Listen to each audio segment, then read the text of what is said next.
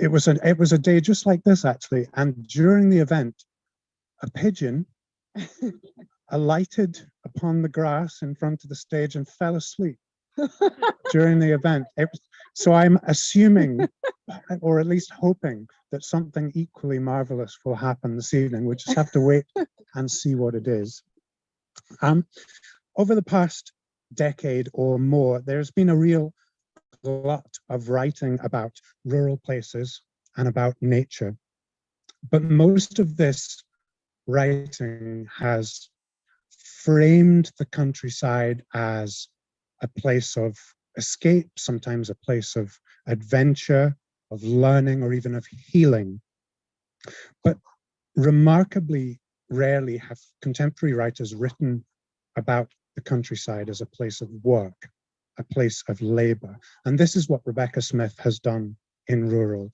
Through social history, family history, travel, interviews, and recollections, she's illuminated, as the subtitle puts it, the lives of the working class countryside.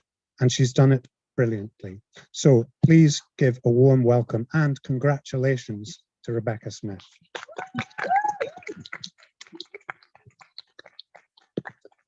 So this book is not a memoir in a conventional sense, but Rebecca's own background, her family, and her childhood are part of the story that she tells. And I'd like to begin there with childhood. And I wondered if you could just tell us a bit about where you grew up and the situation that you grew up in. Okay, so I mean, it's so lovely to see everyone here, and most people I kind of know, so you'll know this. So sorry if you do know this already, but I grew up on an estate. My dad was a forester, and yeah, we had 12 acres of designed forest, of designed landscape gardens around us, and hundreds of acres around that. And it was brilliant because we had the run of it. We used to take the boat down to the lake, and we used to camp in the woods and things like that. And but we didn't own any of it.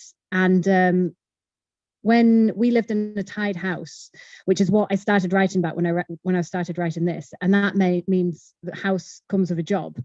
And when I realized how many other rural industries had this, I thought, well, that seems to be the key to this, the key to people who are working in rural areas. Yeah, it's different, when the house comes with a job. And yeah, that's how I grew up, basically.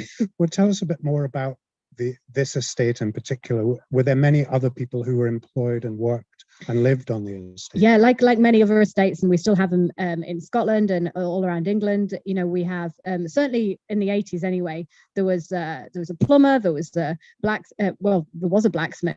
Even then there was an electrician, there was a housekeeper. There was everything that you had that needed the estate to run. There was a farmyard that then got made into holiday cottages and things, and this is what living in these rural areas were like. And it was wonderful. We had the run of it, and we used to run around with the other kids and things like that. And yeah, it was a really privileged way to grow up. And I didn't realize until I was an adult that that's quite rare, and we were really lucky to be able to do that. Mum says we were spoilt, and it's true, because now you kind of compare anything and it's like, oh, we don't have that anymore. So yeah, we were spoilt in some ways. So it wasn't a particularly unusual background where you grew up then? There were other people in similar situations when you went to school, for instance? Yeah, there were other people in the same situations. There were still people who lived obviously in the village, and we didn't have that kind of exactly the same type of upbringing, but we still had just access to rural areas, access to the countryside, whether it was the rivers and the mountains and things like that to kind of wander in. And that's that was really special. I didn't realize that was kind of unusual. And when I started talking about this book, when I started writing about it, and I used to say to people, I'm writing about the estate I grew up on and living in a tied house, people who knew about that were like, I've never seen anyone write about that. If you talk to people who were from more urban areas, they straight over their heads, which is fine, because they don't understand that kind of upbringing, I suppose. And so yeah, it was different, but it was very well known, you know, like if you're from a rural area, that's how people grew up. Would you like to give us a bit of a reading to give us a flavour of the book? My glasses. I think I'll read from the second chapter, Wood.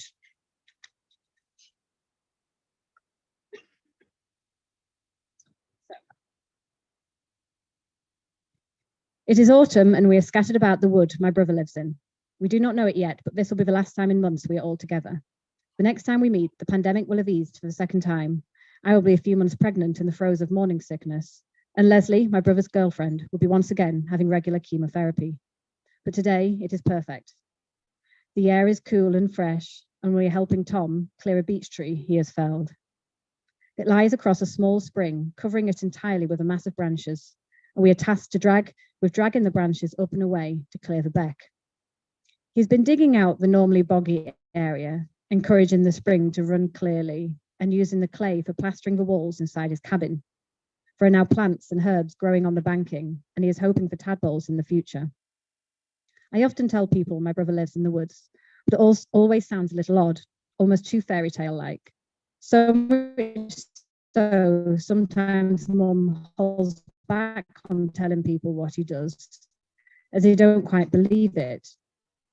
He spends most of the year in a patch of his workers and charcoal burners lived 100 years ago. Like them, Tom spends the warmer seasons within the trees, hoping to stretch it out as long as the weather will allow. He stays at Leslie's house across the country in Gateshead when he needs to. And sometimes, when he really needs to, he goes to Mum and Dad's house a few miles away for a bath. He makes a living from the forest around him, managing the woodland, encouraging diversity in the species. He is not what you would call a forester, an ecologist, or an environmentalist, but sits somewhere in between all of these things.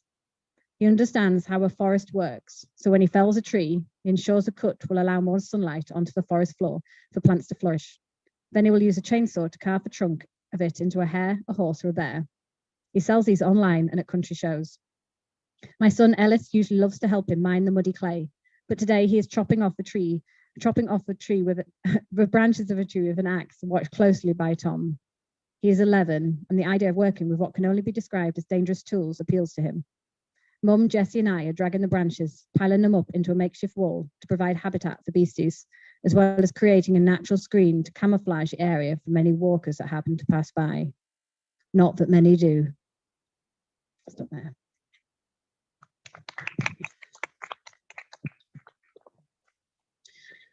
The first line of this book is, often I think people assume I am something I am not. What did you mean by that? I think I meant by that, well, I know I meant by that, that when you are from a rural area, people kind of assume you had money because you have kind of access to the countryside and, you know, you might have had a tree house and, you know, all those types of things. They think, oh, well, you know, you must own it or you must have some kind of connection to the landowner. And it's funny because it's not really like that. You know, when I started writing, when I started wanting to write before the book, there was a real surge in working class literature, you know, stories and things like that. And when I read about them, I thought, you know, when I read them, I thought they're not, I don't recognize myself in that. You know, they're always talking about urban areas and, you know, living with streets. You know, we never had a street. We never had street lights or anything like that. And I thought, well, I think we were working class, although we never actually, you know, would never name it or anything like that. I think we were. And yeah. And so I started delving into that a little bit more. And I realized that, you know, there's a kind of duality of class there, or like a ambiguity of class. People don't know what you are just because you're from a rural area, you know, and maybe you've worked for horses or, you know, you just work outside. People just think that you're not the working class people that you are. Yeah, you write a couple of times in the book about this, you call it a class ambiguity. And it's one of the really interesting things that comes through is because we're used to thinking about class ambiguity at the borders between classes, but this ambiguity for you comes through physical proximity. Essentially, you lived alongside rich people. Yeah. we're in their footsteps. If we really did feel like we're, walking around their footsteps, what I realized was so interesting as well is that, we had the run of the estate, but their kids, there were 5 of them on the estate I grew up, all went to boarding school. We hardly ever saw them, so they didn't have that kind of upbringing that we did, even though they owned it, which I thought was really interesting when, I really thought about it. And yeah, it was just a really odd kind of mixture of, you knew where you stood, you didn't go near the house, you weren't allowed in it unless you're invited to a party, which you sometimes were, but you also you knew where you were allowed to go and weren't allowed to go. How did you know? How was that? I don't know, you just knew. You didn't go anywhere near the big house. The big house was their territory, and you didn't go, you stayed around your house and the other workers' houses, I suppose, and you could go around where people couldn't see. So yeah, I'm not sure how you knew. Oh, it's fascinating that you had this very strong sense that you just knew, and but you don't remember being told. And you still know now, if you go to an estate now, and there's so many great estates in Scotland, and just to wander around, I still get that feeling now. It's nice to go like by the rivers and things like that, and in the woods, but you don't go near the back, even the back entrance to the big house, because that wasn't where you were meant to be. Your father was a forester, and that was a family occupation, wasn't it? His father had been a forester as well. But I wanted to ask about your mother's family, and your grandfather, your maternal grandfather, who was born literally in the middle of one of these industries that you write about, and then he was forced to work in another, and then he ended up working in a third. Could you tell us a bit about his life story? So I was really lucky with Grandad. I mean, he wasn't quite as lucky really, but I didn't know that he had worked in all those industries. I didn't know we had that history in our family. And when I started researching this, obviously I knew we had forestry in the family. And when I spoke to my Uncle Jim on my mother's side, he said, well, yeah, your granddad was born in a dam builder's hut. And I was like, well, tell me more about that. And so when he was 1926, I think it was, and he was, his dad was building a reservoir above Sheffield.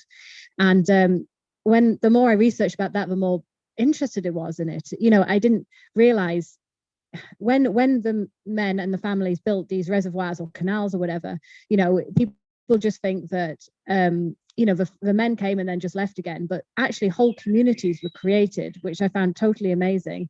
And they made football teams, they made orchestras, they made, they had police stations and things like that. And hundreds and hundreds of families were created in these on top of the moors, basically, when they were building the reservoirs. And my granddad was born in one of those huts. It just so happens that he would also ended up working as a coal miner during the Second World War, which he absolutely hated because he didn't want to do that. The common thing in that area. And he also worked in a mill as well. He ended up being an engineer in a mill. And it's all of these rural industries, because originally mill work was a rural industry as well, that were that you think that's amazing, the coincidence of that, but is it so amazing, or is it just the fact that these people just went from jobs and jobs like that because that's what there was on offer, basically, in rural areas especially, but also at that in that level, that was all that was available. This book covers contemporary life, but it also sort of delves into the history of some of these industries. And you write about some of the appalling conditions that existed, and particularly in these two industries, perhaps mining and textiles. Could you tell us a bit about that? Yeah. So coal mining, let's start with that. So Grandad was a Bevan boy. So when you're a Bevan boy, basically during the Second World War, it meant you couldn't go to fight.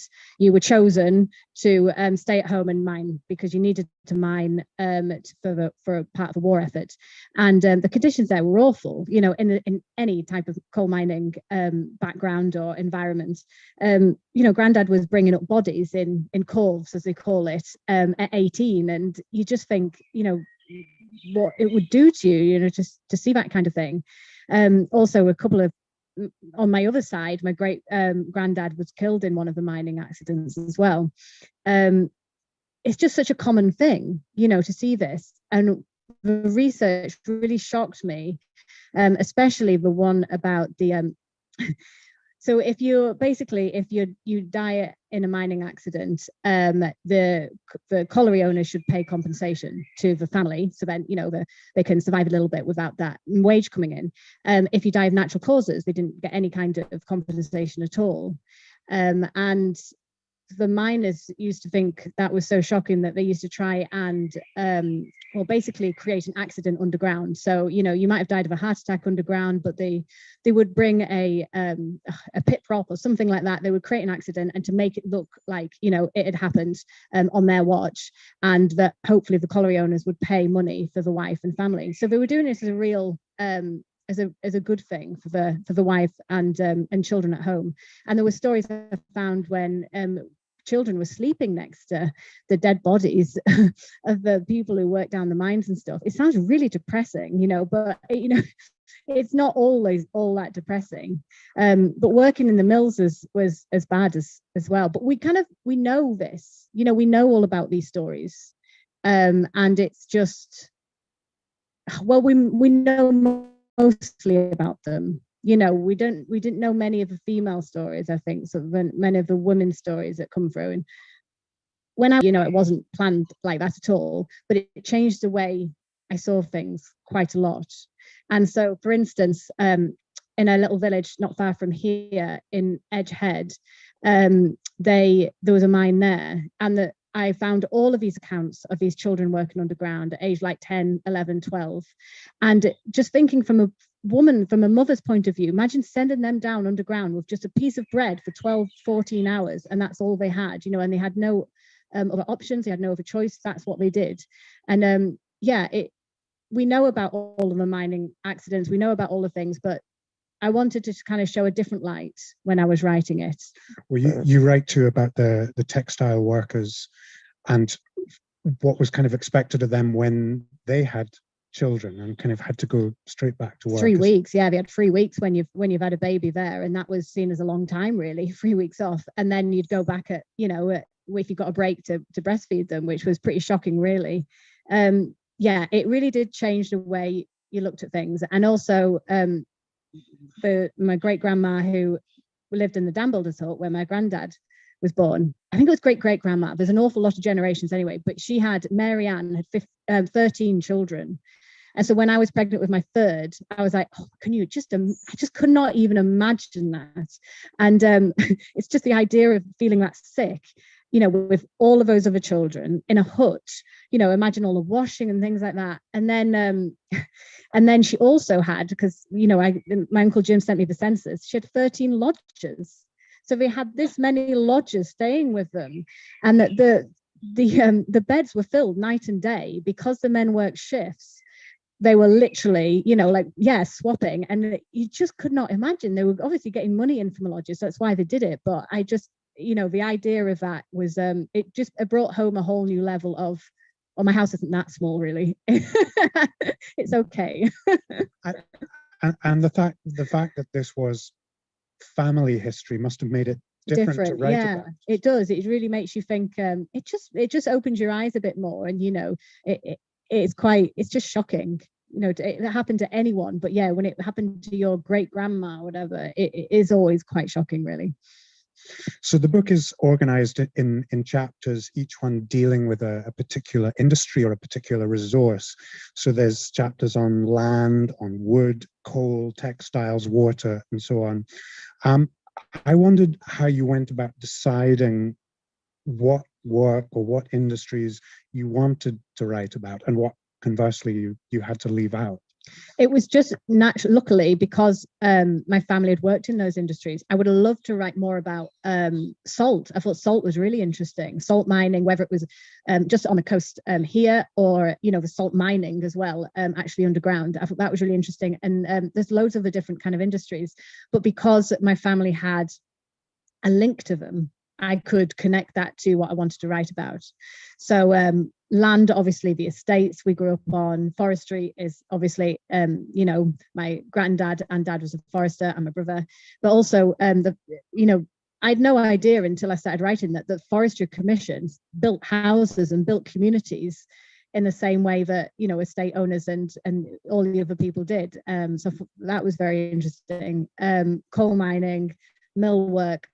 Slate, I didn't have a family connection, but because we grew up in the Lake District and we had Coniston as our area where we went to school, and that was slate and copper mining, that kind of lent itself to that. And slate was fascinating as well. Well, could you tell us a bit about, because you went to Easdale Island? Yeah, Easdale's beautiful. Easdale is a little island just off the west coast of Scotland, and I've been wanting to go here for years because I've heard it's amazing. It's famous for skipping stones. It's the world's stone skinning championship is here. Yeah, it's a tiny little island, just a mile wide, and just south of Oban, and it's gorgeous. And the previous slate mines, basically, where they used to dig out the slate, are now like Olympic-sized swimming pools. They're incredible, and because the slate acts as such, it looks like, you know, deep blue, like kind of.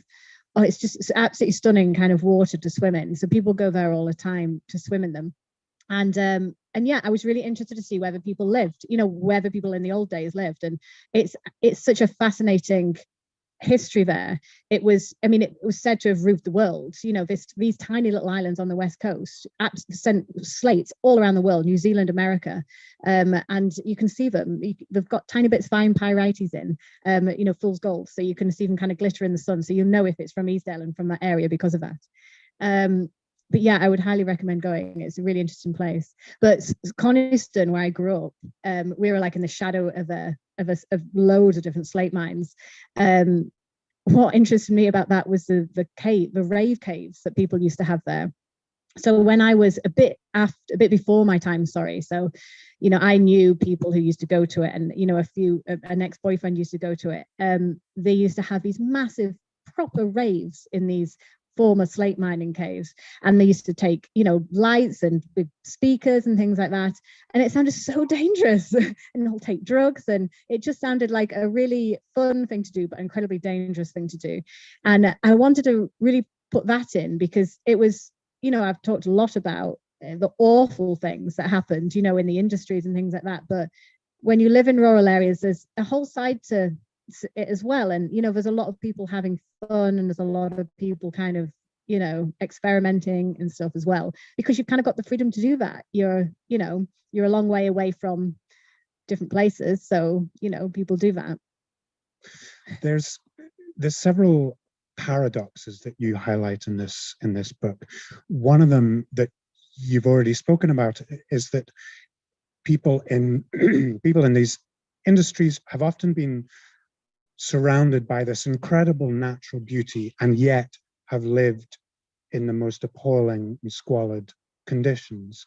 Another is that people in the countryside almost invariably feel this very strong sense of connection to and belonging to their place, and yet very often do not own it legally. And that's particularly apparent when you speak to the parents of a childhood friend of yours, Dick and Doreen, who had lived on the same farm for 30 years, but when it came up for sale, they couldn't afford to buy it. Yeah. Yeah, I was really nervous about going back to Dick and Dor's farm because, you know, I'd known them for, I didn't even know them all that well, but we used to go back to Dick and Dor's farm when we were 18. Roger, my friend, we used to have parties there, as you do when you're 18, you know, you have parties everywhere. And his farm was one of the places we used to go. And so I really wanted to speak to them about their tenancy on their farm because it was, you know, that was part of the chapter, and I thought it was important because what was interesting about them was that they used to live in Preston, and they had been told, you've only got 6 months left of this tenancy, you have to get out because we're building, you know, I think it was I can't remember if it was a motorway, and that lasted 11 years. You know, you got 6 months, and that lasted 11 years or so, and then they finally got the tenancy in the Lake District, and they had the chance to buy the farm, and they really wanted to do it. The landowner was selling it, and and they, you know, they took up a pension, they're all ready for it, and then someone came in and bought it, you know, offered a much higher price, which often, you know, it happens quite a lot. But it was fine, you know, he's a good landlord, as Doreen says, and it's all worked out quite well. And luckily he doesn't really want to farm after Dick retires. You know, the landowner wants to rewild the land, and so they actually get to keep the farmhouse. So that's actually really nice for them to be able to do that. But I was worried about going back to a farm because of the parties, and because unfortunately because unfortunately as well, Roger died when we were younger, and I didn't know how they would kind of I don't know, react to us, like me saying, this is what we used to do. It was lots of fun here though. But yeah, I found talking to them really interesting, because whenever I spoke to the farmers, especially farmers, for some reason, I'm not sure why, they always ended up having to put money aside for a long time, so then they could buy a little flat or something like that in the nearest market town, or the nearest, you know, the nearest, not even village, but, you know, place where they could afford it, basically. So, and I found that really topsy-turvy, how people who can move to from the city to the countryside, you know, because you sell a house in the city because it's so much more expensive, and buy, you know, like a little getaway in the countryside. But the people who live in the countryside have to, you know, up and get out and go back to the town. And it just feels so like a fish out of water, because it's not what you know, and it feels horrible to put them in that situation. But sometimes there's no option. Sometimes there's no choice.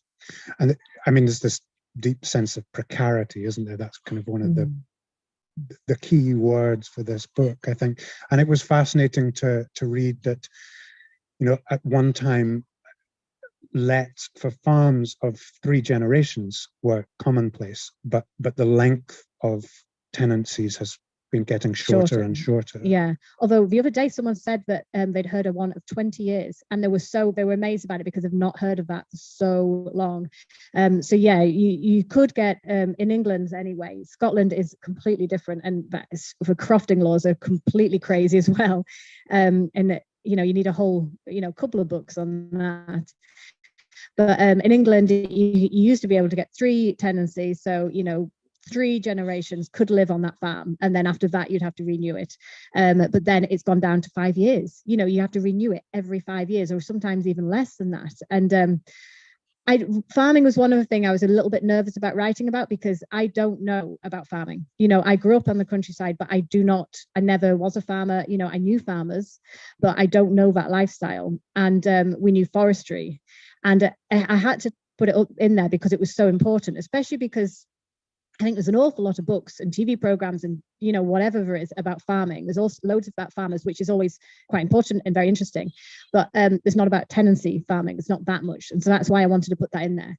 But I was a little bit wary because I'm not an expert. I'm not an expert on anything. You know, I kind of like wanted to kind of say, this is my experience and this is the research I've done. But, you know, it's every chapter could be another book. So I think people are going to learn a huge amount from this book. And I think for a lot of readers will be surprised to learn that so many farmers don't own their farms. Yeah. And I think that even that is going to come as a surprise. Which is so funny, because in the Lake District, I don't really know anyone that owned the farms. All the farmers I knew were always really struggling. But around here, I think, well, maybe not around here, but, you know, in Scotland, there are slightly more farm landowners. I don't know. I'm not sure.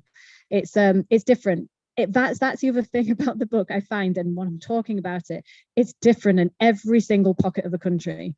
Whether you're talking about second homes, Airbnbs, and the laws around that, land reform, the history of it. You know, obviously you can't cover everything, and you know, I know that I can't cover everything, but at the same time, I think, oh, I should have covered that. I should have covered that. But it's so complicated. All the laws are different. There's a lot in there.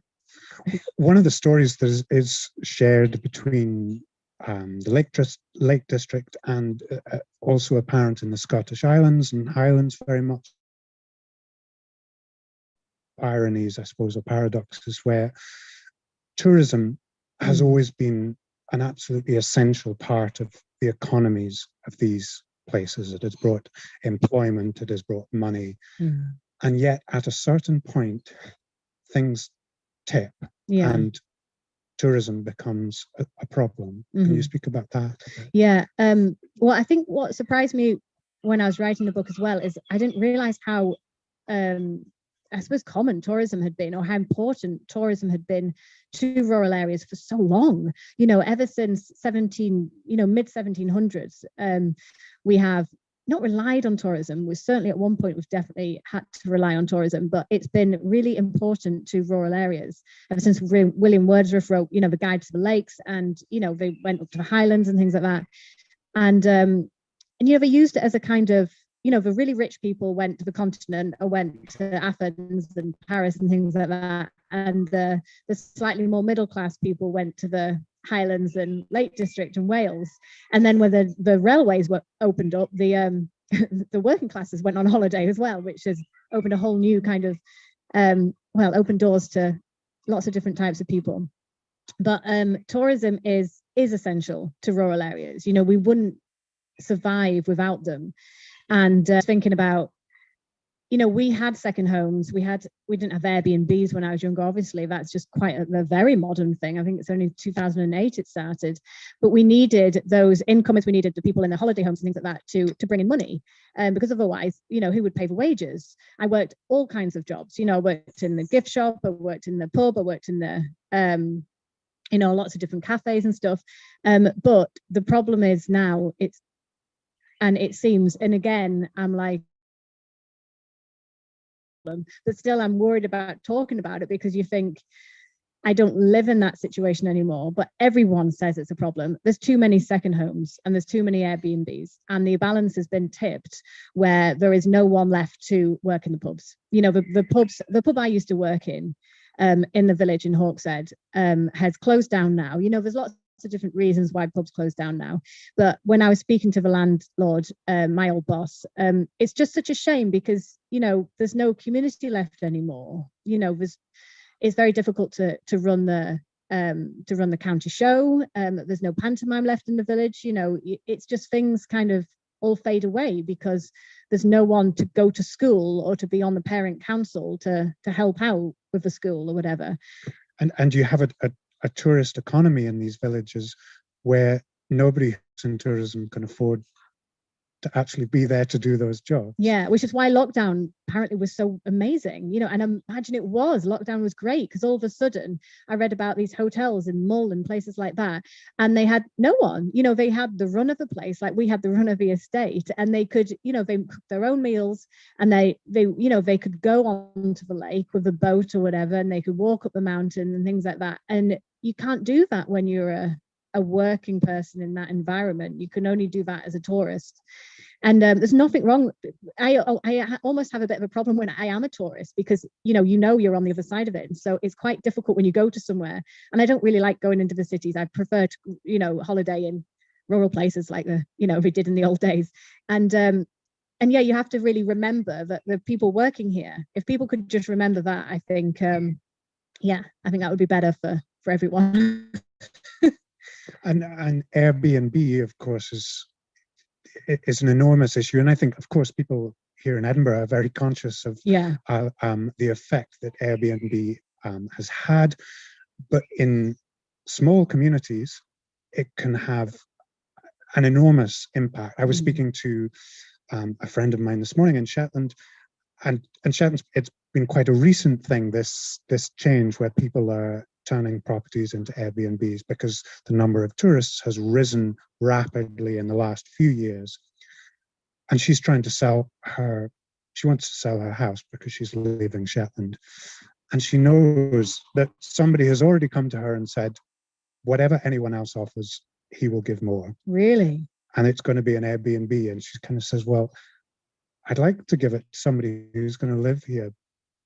But it's tough when somebody says that. It's really tough, and you can't, that's what I wanted to do as well in the book. You can't say you're all bad for selling your homes for Airbnbs or whatever. It's always two sides. There's always more than two sides. You've got to look at everything. And, there's definitely a space for Airbnbs and for second homes and all of that. Tourism is essential, but there has to be, if there's some rules where, a certain amount of places are kept as local homes, and if that is possible at all, then that works. In Guernsey, I didn't realize this until after I'd written it. In Guernsey, they have a local market and an open market. So local market is obviously just if you live and work locally and have a connection to the place. Open market, anyone can buy, but they're more expensive. But the amazing thing with that, the open market represents 3%. Was it 3% or 7% of the whole of the island, which is amazing. So it's 93% of the island is all local, and that they did that after the Second World War, and it's been successful. They actually have a working economy, a working community now. The politics get complicated, though, Yeah. don't you? Once you start talking about locals and incomers and locals versus Yeah. visitors and so on, it all gets a little bit tricky, doesn't it? It does, yeah. And everyone's an incomer at one point, and it's just how far back you go. And I think it took us a long time to settle into the Lake District, because we moved, from Yorkshire. Yeah, I was born in Yorkshire, to Bedford, up to the Lake District, and it takes a while to settle into these things. But I think if you are, part of a community, then I think that helps. Mm-hmm. I'm going to open it up to questions from the audience in just a moment. But before I do that, I wanted to ask you about leaving this kind of life and looking back on it. Because unlike your brother, you're geographically and in terms of your work, you have left this sort of work behind. But you're very clear-eyed about the hardships of it. This is not a romanticized book in the slightest. But I wondered if there is also a certain nostalgia that you feel when you're writing about how you grew up. Absolutely. And in some ways I kind of not hated going to these places, but you think, you come back home and you think, oh, why don't I live there? And it's not as easy as that. It never is easy as that. There are different reasons why. I'm in central Scotland at the moment, but one day, hopefully, I will be more rural again. And there are ways of doing that. And, hopefully we'll get there. But definitely nostalgia, definitely in my head, I romanticize it because it was wonderful, but it's, it's that driving everywhere, and I want to do that again, but it's still a big deal. If it's someone I know who's going to bring 40 kids down from Dornoch to Edinburgh to see an event I'm doing, and that's an awfully long way. And I said to him, that's a long way. And he's like, yeah, we're used to it. And it's like, you forget how used to people get to driving everywhere just to get from A to B, basically. And yeah. It's very easy to romanticize it. I'm glad I didn't romanticize everything in the book, because I want people to know that it's a working environment as well, but it's also really lovely. Does anyone have any questions for Rebecca? We've got a couple online, so we can start with those while Okay. you have a thing. Yeah. Sean asks, there's this new interest in working class voices in publishing, and yet it's harder than ever to be a working class creative. How did you find your journey to the book, or see others engaging with the arts in these communities? That's a good question. I was really lucky. I'm looking at both my agent and my editor now. I was really lucky to, I think, hit it at the right time, have the idea at the right time and the right place. And as I said earlier, the right person as well to write it, which was nice. But it's not easy, and I don't know what the answer is to that, because obviously funding is quite often been cut in the arts and things like that. Not just in Scotland, but around the UK as well. I think Scotland's probably a bit better, but I'm not sure really. And I think it's just finding your voice. It's to be a cliche, but it is just finding your voice, and finding. Someone said to me a long time ago, is finding a niche as well, and this is definitely my niche. And even if you're a working class writer, I think you still need an angle as such, maybe, but it's not easy, and I wish there were more opportunities, not just for working class, but also for mothers, because they kind of, it's the same kind of issues. You can't afford the time off work, or you can't afford the childcare, or you don't have the childcare to go and do the writer retreats or anything like that, or you know, even just courses, you know, that's really difficult to do. So if there are more opportunities like that, then that would be that would help to get lots of different voices out there, I think. Anyone? I should got one more. Go for it. Rochelle?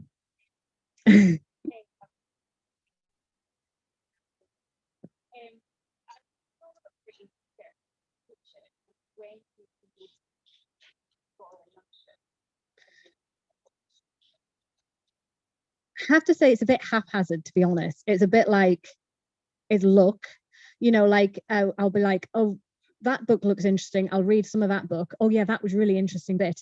And I wish I could say I like read the whole book, you know, because there would have been more interesting things in it. But that, for instance, I know that's probably a really bad thing to say, but I literally didn't have a time. You know, I either had a young baby or I was pregnant and I felt sick, you know, so I wasn't very good at doing it.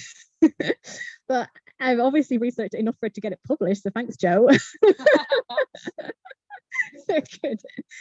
But also to know when to stop, that is really hard, because I wanted to keep putting more in and more in and more in and more. And Joe helped with that, you know, because actually I didn't put that much in, and she said, no, we want more. So I would like, okay, you know, I would put more and more in. But I definitely felt like I knew more about the subject than I put in. You know, I think, oh God, I've written loads about that. But actually, it's 2 sentences. You know, I've read that whole, almost the whole book, and I've used that 2 sentences. But you needed to do that. Otherwise, you know, how do you kind of know what to put in, basically? Yeah, it's hard. A good follow-up to that from online. And then Max, do you mind repeating the questions, just if there are any in here? So from Corey, were people happy to talk to you or to share their stories when you did your interviews, or was there any resistance? So I'll just repeat the question, and it's about whether people were happy to speak to you during your research process doing interviews, or whether you found any resistance from people. 99% of the time people were absolutely happy, which was lovely. I was actually bowled over by how keen people were to talk, whether that was historically, you know, about the research they'd done, and they're really keen to get, you know, their stories out, and the people they'd you know, researched as well, like the dam builders and the reservoir builders. And there was one man I spoke to, and he'd written a whole book and he sent me it. You know, it's just a small thin book that he published himself, but it was so interesting, and I'm really glad I managed to include some of that. All the people who want to talk about what's happening now, and like my friend Yvonne and people like that, you know, they were really keen. I don't know if they knew. I mean, they knew I was writing a book, but you know, when people say to you, you don't actually think it's going to be in a book, and then it's going to be in the paper, and then, you know, that's quite terrifying. There was one person though I spoke to, and I sent her it, and she wasn't quite happy with it, and I can understand that, because I think it's not only it's scary seeing yourself written down like that, and how you think and feel, and it was only a little bit, but it's also that fear of not being allowed to stay where you live. You know, where the house comes with the job, if you say something bad about it, then, you know, you lose everything. And I can understand why they didn't want to be involved in it. So there was just one person I took out. But I have to say, the scariest thing about the whole process, even this, anything, talking to people on the radio, whatever, was sending out the chapters to the people I spoke to. You know, that was terrifying, because if they didn't like what I'd written about them, or if they thought I've represented them in the wrong way or something, you know, it changed everything. And that was the scariest bit of the whole process. I thought one of the real strengths of the book was that so many of the people you spoke to had connections to you. They were parents of family friends, or they were a previous employer, or somebody from the town where you grew up. Yeah, and I could have added way more of them, but you've got to stop it at some point. And because, well, yeah, it's just be a book of my friends and things. But yeah, it was also really nice to go back to some people and, you know, talk to them about what they thought, you know, and really find out how life was with them. Any more?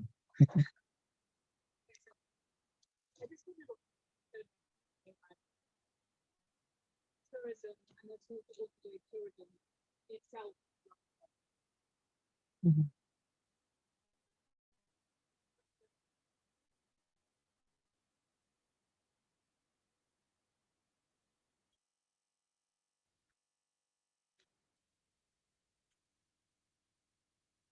I'm just going to try and repeat that for the online audience. So it's about tourism and about the way that tourism inevitably romanticizes rural places, and specifically ecotourism. Has that exacerbated that effect? That's a good question. What I thought was quite interesting when I was doing, when I go away, like when I went to Wales, for instance, to research slate mining, I was like, oh, look, I can stay in a slate miner's cottage. And it's like, oh, I can stay in a slate miner's cottage. You can stay in a forester's hut, or you could stay in a coal miner's cottage and things like fisherman's cottage. And shepherd's hut. And it's very romanticized. And I love that. But at the same time, it's not just about that.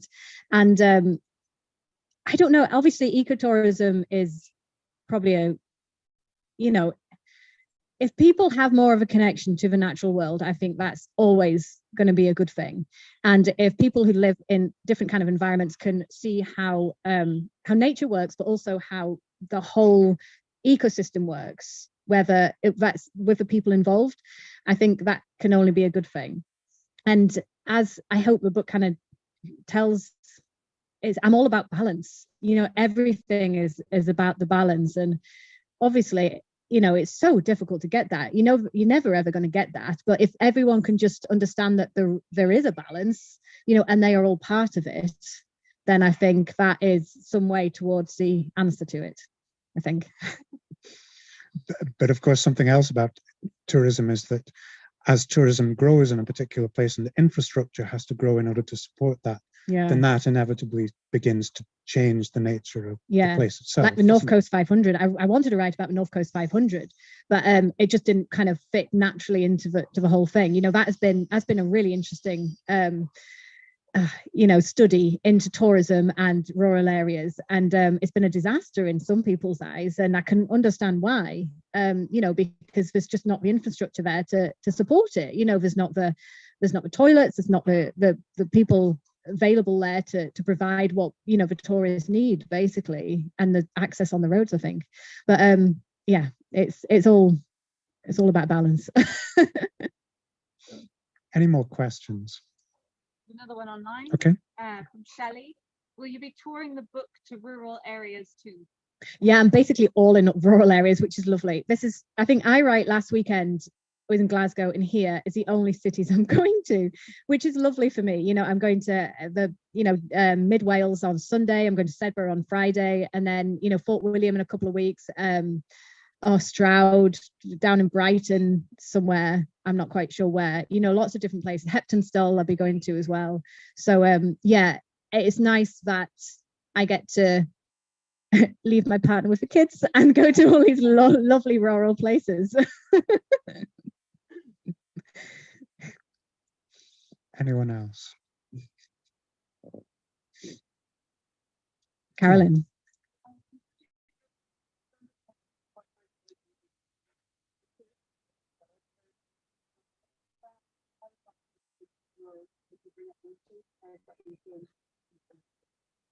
Carolyn's asked, should I say, how the childhood kind of influenced my upbringing of my own children. Yeah, it has hugely, actually, and I would love to give them what I had, but it's definitely not always possible. But there are ways to do it. We're very much suburbia. There's hundreds of houses around us, and I take them to the woods all the time, and they must get really bored of it. But no, they love it. They love digging in the soil and doing things like that. And there's always ways that you can kind of recreate that if possible. But yeah, I try and do that. You write towards the end of the book about where you live and about those more complications about development and the need for more housing, of course. Yeah. And what that extra housing does to rural places. Yeah. It depends where you're talking about, whether it's semi-rural, which is, I suppose, kind of well, it's not really where I live, though, suburbs, or like really rural. Like I spoke to Helen, who lives in Mull, or on Mull, and you know, they have just built they had 6 houses, and it seems so little, you know, but they were desperate to get land, you know, from anyone, and they wrote to all of the landowners to say, you know, can you sell us some land or give us some land?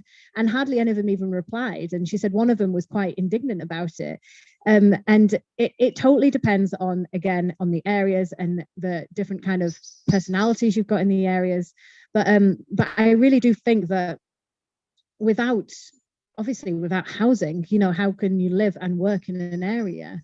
And if that does mean we need to build some more houses, whether it's just 3 or 4 or 12, like in Melness that we're building, you know, in Sutherland we're building 12 new houses up there. It doesn't seem many, but it makes a huge difference. Or whether it's like 100 or 200 and a semi-rural area where you still have access to, you know, the woods around and things like that. Kind of like where we do, you know, that's really important that we have access to Cavender Park, which is not far from us at all. And I you know, it is probably quite a romanticized view of it, but if you don't have access to the outside world, how do you know how it works? You know, how do you know, you know, what it's like when it rains too much, or, you know, when the house martins come back and things like that. You know, you need to understand how these things work, basically. It's a book that covers a lot of ground, literally. Yeah. Was there something in particular that prompted you to write it, that made you say, this is the book that I need to write? It just kind of, I really don't know. It kind of came naturally. You know, I wanted to write every time I was writing, and I used to write fiction. I used to write about where I grew up, you know, and I just, whether it's fiction or whatever, it just naturally went to that place. And I thought, well, there's more in here.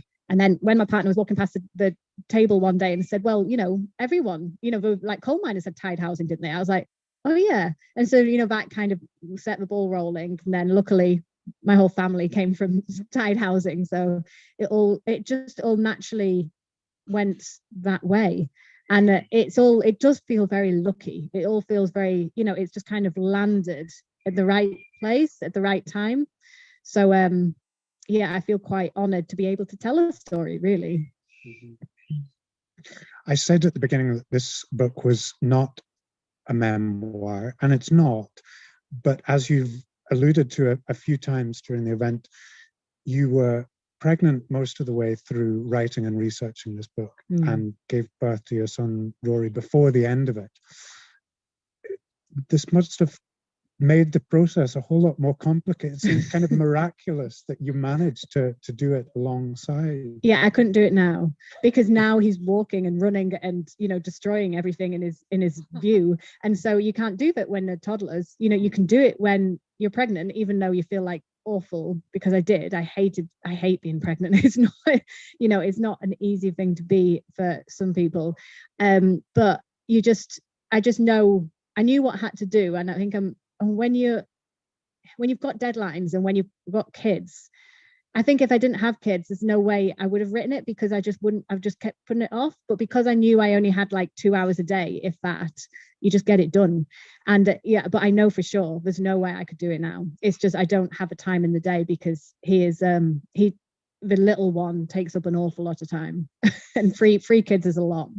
We are very grateful that you managed to get it done, because this is a wonderful book, and I cannot recommend it highly enough. If you've not already got a copy, then please do buy one. So thank you very much, Rebecca Smith, and thank you,